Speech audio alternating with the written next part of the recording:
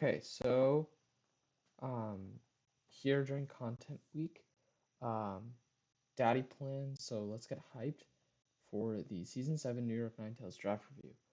Part 2 of the daddy plan. Very excited for this draft. Very happy with how it turned out. And let's just jump into the draft. So first, we're starting with my plan. So, what was my plan, you might ask? None. There was no plan. Yeah. So there were some pre-draft points of emphasis, even though there was no plan. So basically, upon seeing that I was pick 15, I didn't choose to make an actual plan because um, it's tough to do that. But I did have some points I wanted to focus on. So first, I wanted more explosive offense than I had last season and than I typically have.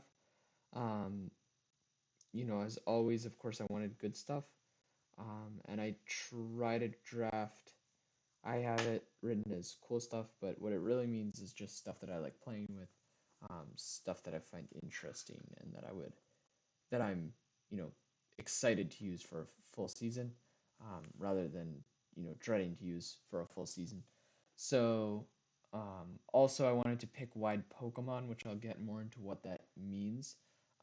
But basically that's going to be to cover for the teams not being as wide. Um, just because of how the draft was set up, I was realizing that even the like wider teams ended up with a Bagmon typically, unless you were really, really saving at the top of the draft, which I didn't particularly want to do. So I wanted to um, get wideness with my Pokemon rather than with my team. I wanted to be pretty jazzy, and this is circling back to that whole pick 15 idea. Um, Basically, pick 15 is nice because it gives you some predictability for your second pick. As all late picks are, it's nice because you have predictability on that second pick. However, your first pick is really, really up in the air. So, what I did last season, I just sort of waited and saw what was on the board, saw what duo I wanted, and then went with that. Um, there was nothing really, um, there was nothing really, especially in this format, there was nothing that I could really count on to make it to 15. So I just waited and saw what there was. Um, and then even though I put that it was pretty jazzy, as James always coins his own drafts, I did have a clear plan with pick 15, and all of my different ideas with pick 15 would have had a clear plan where I made out a whole team in a Team Hawk just to see what it would look like, because that helps me understand if I like the direction of the team. And then just at the bottom, I have Sableye, Nihilego, and Naganadel. Um, Basically, just before the draft, even before I had my pick, I was looking for, sort of fun, interesting duos that I could maybe use, and I thought Sableye with either Nihilego or Naganadel. I think I probably would have ended up going with Naganadel. Would have been really fun, but Poppin sniped him, my little prankster boy. Um, so, of course, that didn't happen. But let's get into picks 1 and 2. So, yeah, Sableye was gone. I didn't really have any other ideas, so it became decision time. So the first option was the statement duo, Crawdaunt and Runerigus, which is actually what Ben went with, and um, I had a lot of intention to end up going Alakazam as well. Um, it's probably pretty obvious that I spoke to Ben a little bit about the draft because I was also considering going Crawdaunt first pick. Um, so these were the only picks that I'd considered before the draft, for this 15-16 wheel. I mean, for the 15 um, 18 semi wheel. Um, so yeah, I was looking at it, but the reason I didn't end up doing it is just because it really is a huge statement to make, um, taking Crawdon and Runerigus, because you're basically saying, okay, I think independently these are both really good value, and the duo is really, really good value, which I do believe, um, to be completely honest, I still believe that. It's just hard to go for that. Takes a lot of guts. So, definitely, um, commend Ben for having the guts to go for sort of a mid-tier duo at the beginning of the draft, because it can pay off with a nice wide draft, or it can not pay off if you're lacking in top strength. But Ben is really good at making those drafts, so I feel a little validated that he was looking at some of the same stuff as I was. But then option two was to play it super solid. So the Hippowdon was still on the board, which I honestly wasn't expecting. I thought it was really, really good value on the board. So I was considering just taking this thing with Dracozolt, maybe Stoutland. Um, I didn't end up taking I didn't end up taking Hippo Stoutland just because it seemed to like it's good, but it's a little boring for a 1-2 pick. Especially because I was trying to go a little more explosive offense, so it didn't really fit that mold. It would be more in the mold of my Entei Moltres team, where I'm going pretty bulky and potentially pretty slow paced.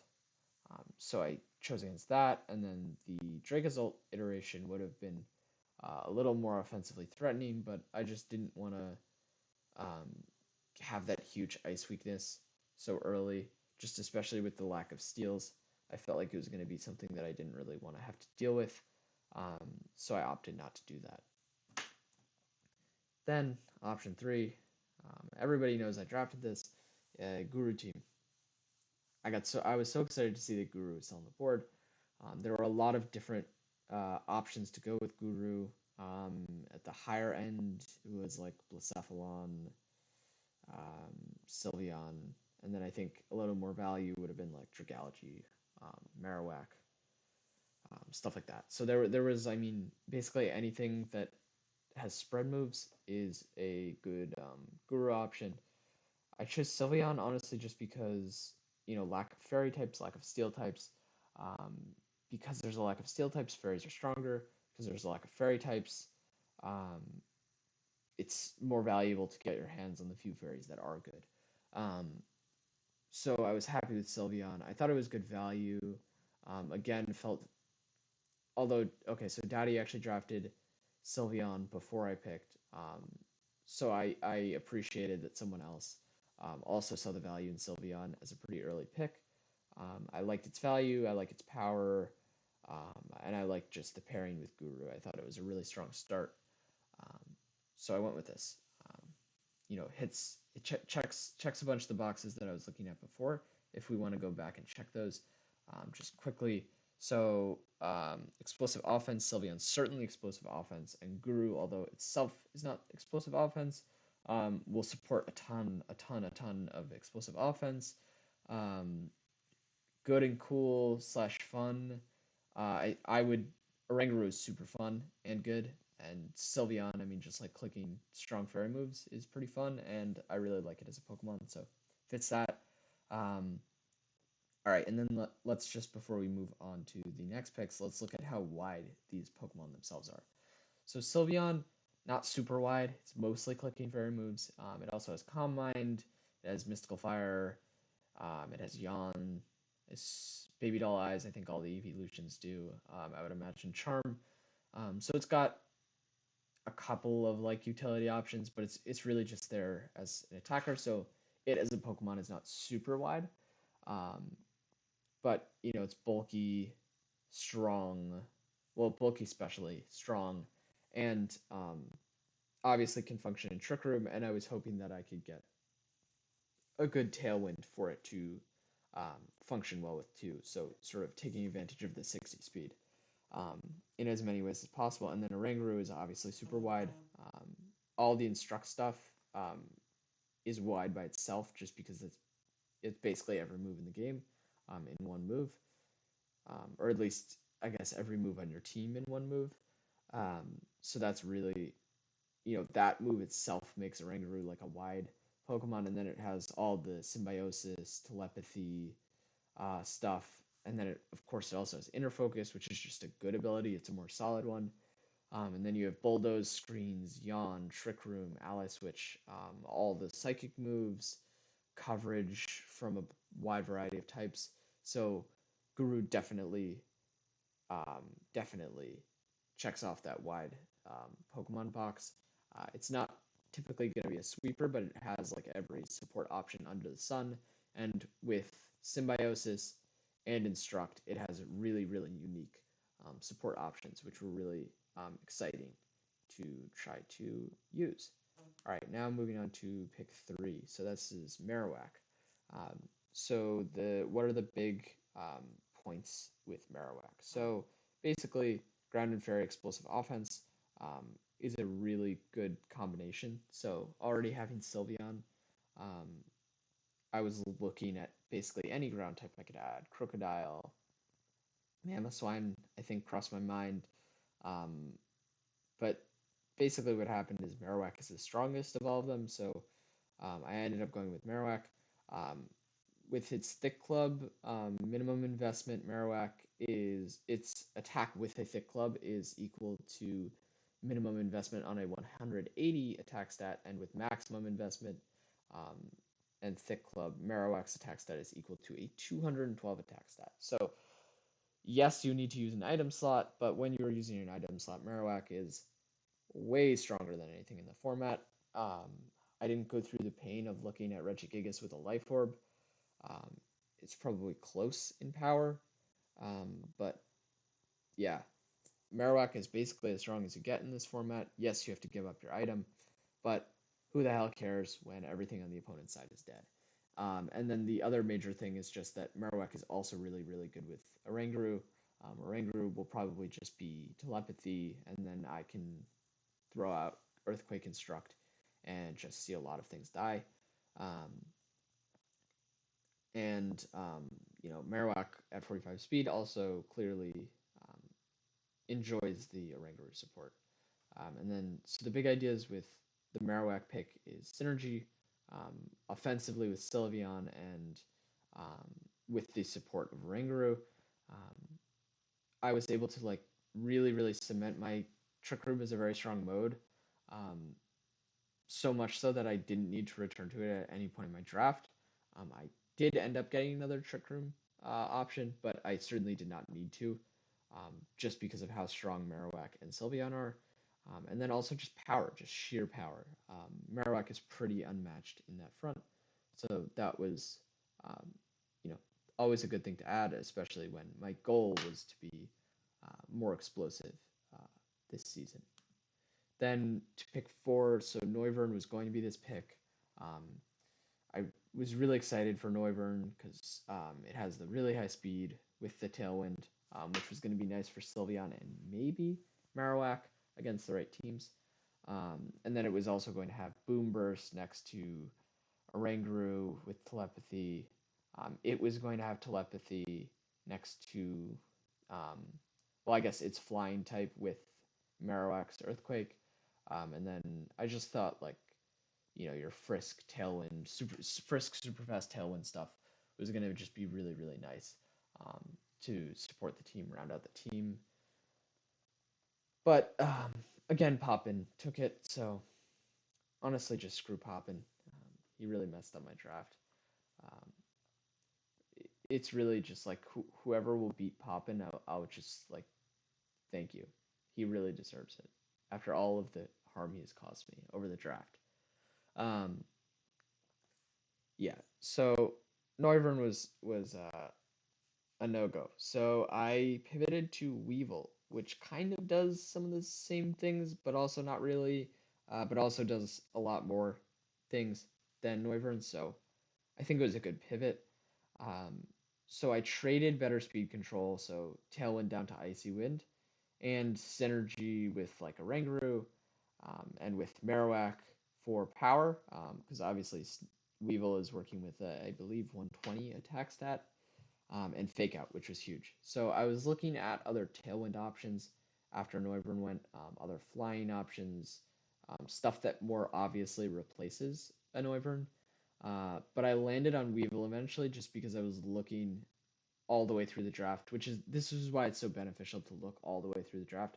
And I was like realizing as I was looking at the whole draft, wow, the fake out options are terrible, especially at the bottom of the board, and I was going to be using a lot of points. So that's the real thing that really made Weevil stand out as this backup pick 4 is just that the fake out um, was much faster and much better than basically anything else on the board.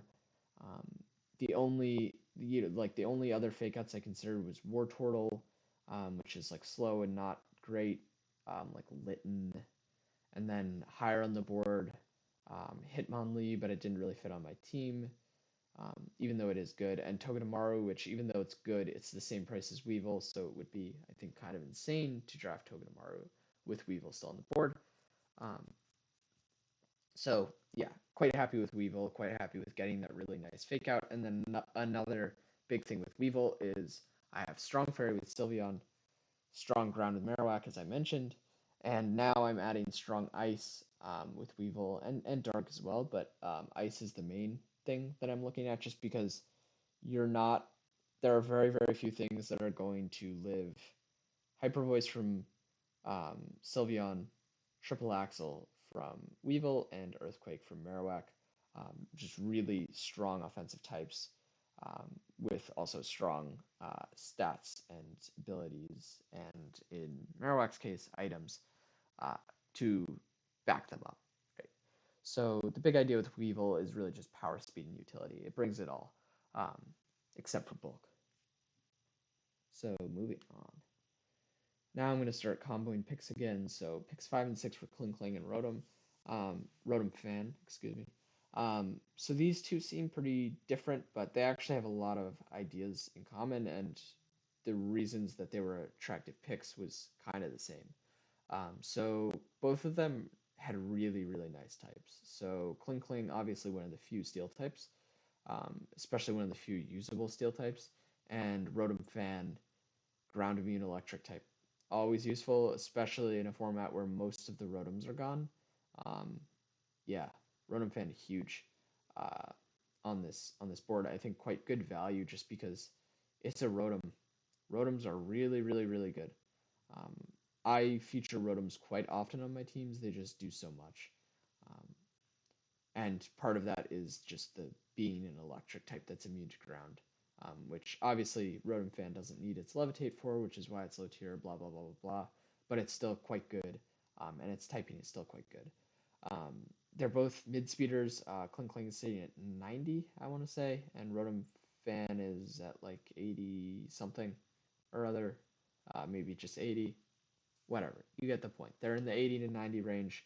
I really needed to flesh out my mid speeders slash high speeders, just because the Sylveon, Oranguru, Marowak part of the team was really slow. I did have Weevil to, bring my team into the fast mode, but I didn't have anything to go with it yet. So I wanted to add those mid speeders that could take advantage of things like an Icy Wind from Weevil. Um, yeah, so the mid speeds on these Pokemon was huge for me, just because of that massive gap between like 60 and 125. Um, both of these Pokemon have great synergy with my first 4 picks. Klinklang has Bulldoze Oranguru stuff and sets Trick Room as an alternate Trick Room setter for Sylveon and Marowak, doing so with no shared weaknesses with Oranguru.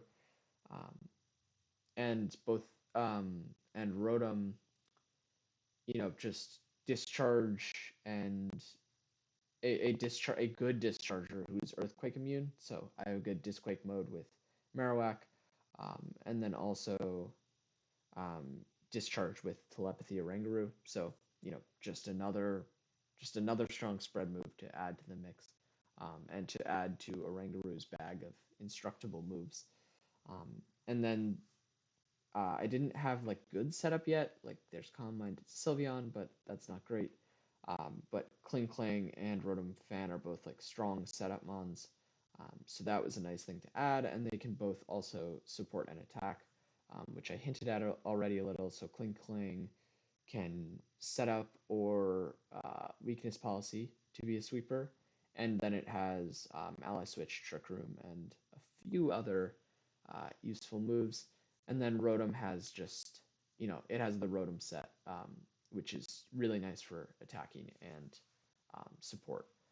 Um, so the big idea with these two is flesh out the speed tiers, close that gap, that massive, massive gap between Weevil and everything else, add some key typings, namely electric and ground, but also adding a ground immune is pretty huge. And then also just get wide mons. Klinklang, not super wide, like its move pool is tiny, but it just does a lot. You don't know if it's going to be a shift gear set, a weakness policy set, or if it's just going to be a steel type and click ally switch. So it's got a couple of things that it can do. And then Rotom-Fan is just a huge wide mon. Will-O-Wisp, Nasty Plot, every electric move, can run choice items, can run berries, can run, you know, a variety of sets, as Rotoms do. Yeah, so very happy with picks 5 and 6 for those reasons. And then I group picks 7, 8, and 9 together, which is Passimian, Druddigon, and Kabutops. So more types: fighting, dragon, and water mostly were big ones. But rock is good as well, just offensively, just because rock is, I think, a big problem for many of the teams in the league. More combo attacking and support Pokemon. So Passimian has coaching, and like a shocking amount of random moves, like Electro Webs. Um, so it has stuff to do aside from attacking, but also has a 120 attack stat and Defiant. Um, Druddigon has a 120 attack stat and Sheer Force, but is also quite bulky. Has a good defensive typing in Pure Dragon. Has Rough Skin. Has a variety of bulk setup moves and utility moves, shockingly.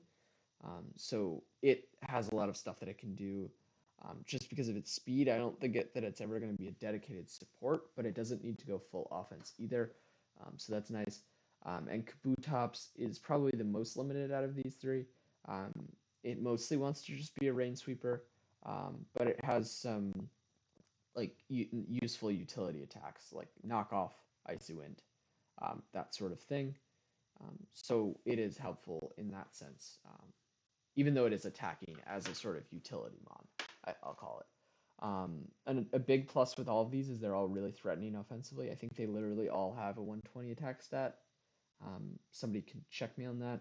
And then they all have um, like strong offensive abilities, Defiant, Sheer Force, and Swift Swim is like it's a speed ability, but it helps you be offensive. But the issue with these three is that my team got really physical. The Kabutops was supposed to be an Omastar to help balance my special physical split a little. But when that didn't happen, I still thought Kabutops was the best option. So on the special side, I'm really left with Rotom-Fan and Sylveon. The slight sort of benefit, or the slight sort of other side of the lot of physical Pokemon is that Passimian has Defiant at least, so you have to be careful with Intimidates at least. But the big ideas here is finishing out my team with more important types. Like I said, fighting, dragon, water. Offensively threatening Pokemon, like I said, they all have pretty big attack stats and more wide mons. Again, like I mentioned, they all have multiple things that they can be doing on the field. Passimian, I think by far the most. Um, yeah, and this is basically the team. I added Corvisquire and Meryl as basically Bagmons, glorified Bagmons, I'll call them. But yeah, let's take a look at the full team. So this is an artist rendition, of course. Yeah, Guru, Sylveon, Marowak, Weevil, Klinklang, Rotom-Fan, Passimian, Druddigon, Kabutops, Corvisquire, and Meryl. Quite happy with this team. Let's just look at some few last things. We have the type chart, so only net weaknesses are Electric and Fairy. Electric, as you see, are stacked on my three lowest, or my three last picks, two of which are glorified Bagmons, so that's kind of like a fake weakness, especially because I do have a Lightning Rod in Marowak. And then Fairy, everyone's got a Fairy weakness, just got to deal with it. Weavile at least is carrying a sash all the time, so it doesn't quite matter as much. And yeah, two other things I want to point out. So the 4x weaknesses, Weavile's has sash anyway, and then it's just Kabutops. And grass types are bad. Um, and I have a good matchup into grass. So, doing pretty well on the 4x weaknesses. And then also doubled types are water, flying, fairy. Let's look at my glorified Bagmons, water, fairy, and flying. So those are literally only from the Bagmons. And then good types that I'm missing, fire, uh, kind of ghost. That's really it. I think I did a really good job getting all of the important types. Fire was just a little too hard to fit. Um, Ghost, I'm not super mad about, but those are always nice to have. Um, yeah, I think type chart is looking quite nice. Speed tiers I have as like a eh. So Kabutops I have circled because the 80 speed kind of has an asterisk because of the Swift Swim. But also I only have manual rain, so it effectively can get up only to Weevil speed or like Scarf Rotom-Fan speed.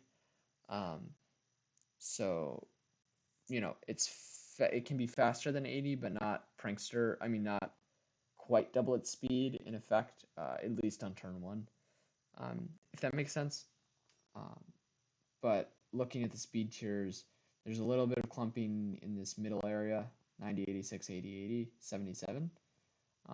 But that's not too bad. There's a huge gap between Klinklang and Weavile. Just unfortunately, all the good things are gone, which includes really nice speed. So Weavile is kind of sitting alone up there. Um, and then at the bottom, 260s, and then a little bit of it. Well, so there's a little bit of a drop in both directions from the 60s, up 17 to 77, and down 12 to 48. And then there's a little clumping, 40, 45, 48. So not the best in terms of clumping, but a pretty good range. In terms of like real Pokemon, I range 125 to 45. So I don't get too slow, even though I'm like a pretty dedicated Trick Room team, which is not ideal, which is why I'm in the yellow. But I do get pretty fast, and I have some pretty good speed control. Although, again, not even like wonderful speed control. So, again, that's why we're in the yellow. Then looking at attack, really good attack. I mean, Marowak isn't 80 attack, it's 180 to 212, as I said earlier. Meryl, I checked shockingly the 20 attack stat with huge power. I'll give you a moment to take a guess what it's equivalent to at 252 adamant. 92 attack stat. What'd you say? 40? Did you say 60? Did you say 80? All of those were too low. 92 is not a half bad stat. Throw an EV light on this thing at 70, 50, 50 water fairy. I mean, it's pretty bulky. That's a pretty decent attack stat. It's not. Is it overlooked? Probably not, but it's not a total non-factor. It is. Meryl is not a total non-factor. Um, so, yeah.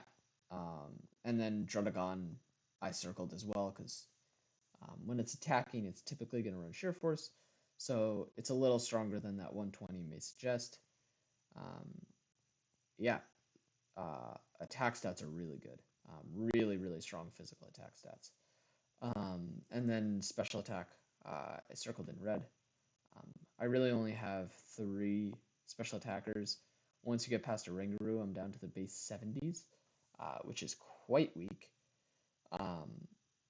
Yeah, Oranguru is not particularly strong. Rotom-Fan is, but to be like really strong, it typically needs setup or a choice item.